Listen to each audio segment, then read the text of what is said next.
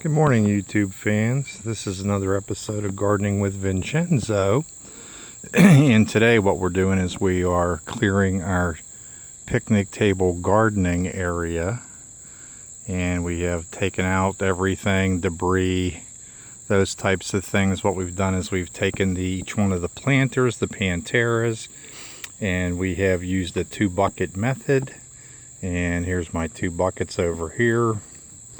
And one is for the debris and the things that I don't want to save as far as seeds. And we've got a lot to do here. I'll harvest my basil. Some of it's gone to seed, but I see some real big ones in the background there. So we'll dry them up and add that to our spice jars. And I think I have a video on there as far as paper towel in a little bucket. Stick it in the microwave, make sure it's not a metal one, and dry them out and just crunch them up and refill up your basil jars, which is what I do. But I wanted to point out here, I had some radishes, and I saw that they went to seed. And I don't know whether you can see down inside that cup, my eyes are still not good, but what I'm doing is I'm collecting the seeds from the shoots off the radish, which you can see right there, and this is what they look like, the pods. And I just wanted to demonstrate how you can just do perpetual seeding. Take one of the pods off. I'm holding the camera, I probably should have set it up on the tripod, but you can see just the pods, and you just kind of crack them open and let the seed fall out. I happen to have a white cup here so that I can see them clearly. Whoops, dropped the whole seed pod in there. Let's get him out. So you've got a couple of seeds already done up, and you hear me fishing around in there to get that out of there. You can crunch them in your hand. If I had a free hand, that's what I would do. You can just crunch them up. There's another seed. And then just pick out the debris. That's one way to do it. I just crack them open. They're definitely dried enough now to do that. Get a couple, see how many we got. There's one. You can hear them dropping. There's 4 seeds out of that pod. And we'll do a couple more here. And this was my mix. This was my gourmet mix. So there'll be reds and French gourmet breakfast. I like radishes. They're very good for you. A lot of people kind of forgo radishes and they forgo the parsley, probably, and the rosemary. That's probably the 3 most underrated little veggies and spices that there are. So let's just take this one and, yeah, there's 2. Yeah, got 2 out of that, 3. That's good. We'll just get a couple of them, pick them off, and sit here and there's another one, 2. You can hear them clicking in the cup, 3. That's good, 3 per pod. Just pick them off. And you know that these are good ones because you can, they've made it to the end of the season, so you're pretty well rest assured that these will redo for you very nicely. It's one of the things about collecting seeds.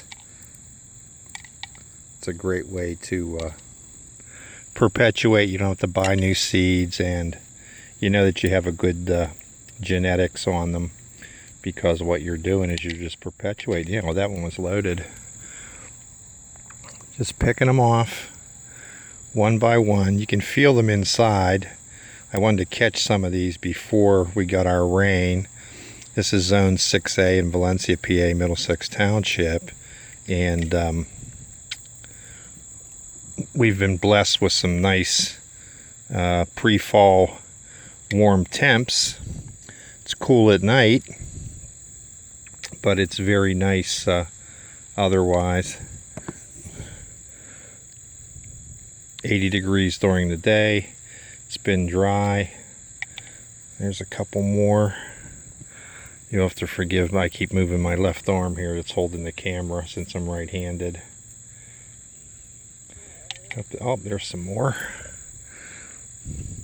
It's important to clear out your pots. It gets rid of the weeds and lets you do up the soil.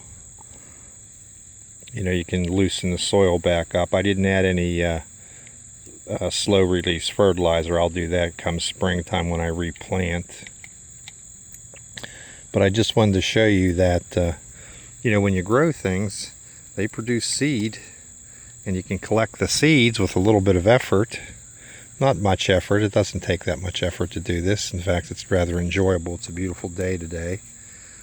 And so I just wanted to film that. There's a lot of other things I would rather be getting into. I do, you know, I fly around quite a bit maintaining everything here, and I have a lot to do, but I'm under restriction, so I'm just kind of taking her easy.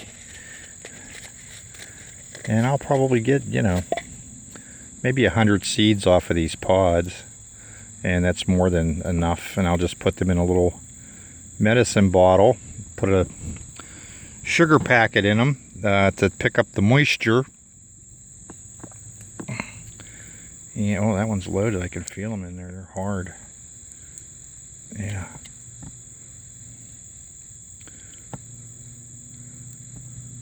Would have been easier if I'd have just set my tripod up.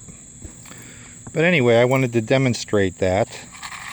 You can hear them in there. You can see them in the bottom. I'll clear the debris out. I'll put it in my hand and redo those. And again, this is what the pods look like. Put them right over top of there.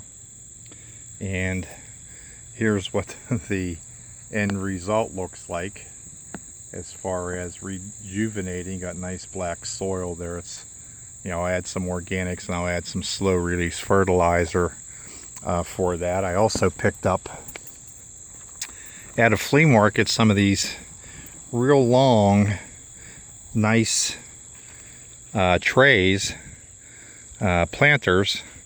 And so I pulled my little wastebasket ones off the center here, and I've redone those up. I took the dirt out of those. I've harvested the cabbages that I grew in there. There was some red and some early, and I made ham and cabbage with that last week.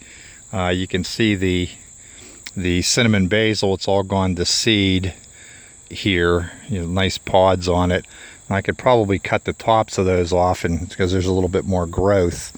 And already the seeds have spread to some of the other ones. So, and I still have flowers on the top. I like to plant flowers in the middle of the tabletop, as well as herbs. And I replenish my own herbs. Everything that I eat, as far as herbs or making my spaghetti sauce, I grow myself. So it's truly organic, and that's the best way to go. Fresh pick, can't beat it. You know, you are what you eat, and fresh is always best. All right, you can see over here some gigantic cinnamon basil. It's such a lovely plant, and that's in with one of my bonsai cherry trees over there. And it actually looks more like a currant bush, but it's actually a tree.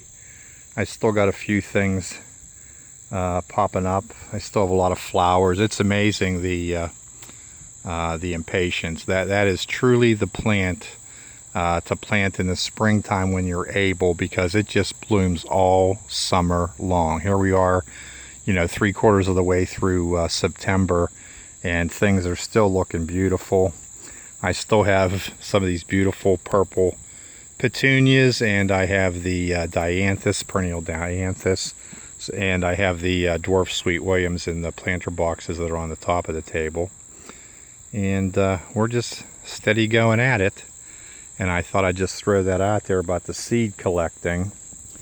I just wanted to do a fast pan here too of these beautiful marigolds. They've pleased me visually all summer long. They've just gotten better and better and better. They're bigger than bushel basket mums. You know, it was just fabulous. They were supposed to be orange, yellow, orange, yellow, orange, yellow. But I got a couple yellows in a row, a couple oranges in a row. That's what happens, you know. And again, over here we have our hollyhocks, and I've already collected quite a bit of the